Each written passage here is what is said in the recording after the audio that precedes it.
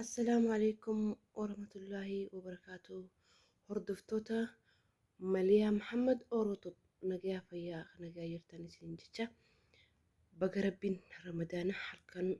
قطرباتي نسنجه إسن راين أبامي مالي في يرونس دلقاء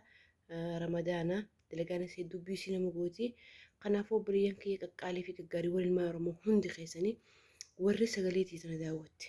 ورّي سقليتي تنقران دقيسة يو أصو شيرينغوني سولاينغوني برخوتة سما بيخاجة جودا مالي فيه يو جتة نمني أبليسان تولا أبليتين تولا هادان تولا أبان تولا سنيب قلي أبليس خيا إيغا دابمي أما درالي قديسيتين تروي حملتين الرتي وقا خود أساديار سنيب قلي وقا خود أسادين خانا تكاهي نغري أبليس خيا جيجو obboleeyyankiyya wanni walii goonu wal bira dhaabbachuu wal gargaaruu wal iyyaafachuu wal barbaaduudha. Ilmaan Oromoo akka isinis na cinaa dhaabbattan akkanaafis barbaaddan abdiin isinirraa qaba. Isin galee haati osoonii fi imimmaan isaa hin qorfatin addunyaa irraa deemtee rabbi harammatuu fi asumaan du'aa inaa godhaa fi obboleessa kiyyaa osoo yaada isaatiin halkanii guyyaa hirriba hin qabu halkanii guyyaa akkattiin dhaabbadda halkanii guyyaa akkattiin booya halkanii guyyaa akkattiin dhaabbadee hiraara waan inni irraan tana aramne naas kan naan jee kan nufi hin danda'u maaliifi waan isaan na ergatan dhiiseetiin waan biraa fuulee deemanii jechuudha. Warra biyya namaa keessa jira obboleeyyan kiyya obboleessa kiyya waggaa 13 ijaanii agarree nuu biyyee daakkatnuu addaan deemne ilaarraan tana arguu hin dandeenye obboleessa kiyya gaafa nan biyya deebullee biyya hin jiru ammallee obboleessa kiyya argachuu hin dandeenye obboleeyyan kiyya na cinaa dhaabbaddaa naa barbaada Bayaan Mahammad Ismaa'il dhalataa aanaa Malkaa Bolloo magaalaa Harawaa Caatee yoonii fi agartan dhaloonni isaa ganda dhahaa dheeraa ganda jaamu itti dhalatee obboleeyyan kiyya naa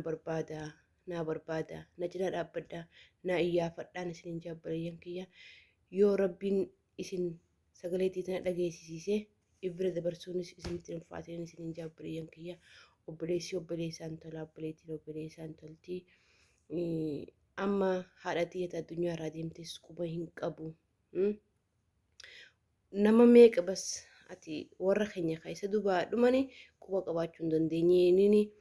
ana qofa amma kan hafte rabbiif jecha na cinaa dhaabbaddaa anillee akka lubbuun tiyya ooltu maaliif namni sammuu yeroo hunda yaaddu gaaga'ama guddaa irra gahuu danda'a. Obboleeyyan kiyya obboleessa kiyya naa barbaadaati na bira dhaabbaddaa na gargaaraa na cinaa dhaabbaddaa isiniin qaba ilmaan Oromoo na cinaa dhaabbadhaan isiniin jaa bakka jirtanii bakka sagaleetii tana dhageessanii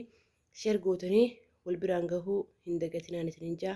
asuma yuutuubii kiyyallee laayikiis godhaa sheeris godhaa na bira dhaabbaddaa haa wal guddifnu haa wal jajjabeessinu wal bira haa dhaabbannuun isiniin jaa obboleeyyan kiyyaa assalaamu alaikum warahmatullahi wabarakaatu warri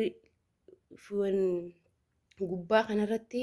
laayik siif hin ta'u yookaan hoo sheer sii godhuuf dadhabnee yookaan hoo wanni subscribe godhuu dadhabnee jettanii warri isin rakkise obboleeyyan kiyya YouTube guddaa diimaa seentaniiti achi keessaan maqaatti barreeffattanii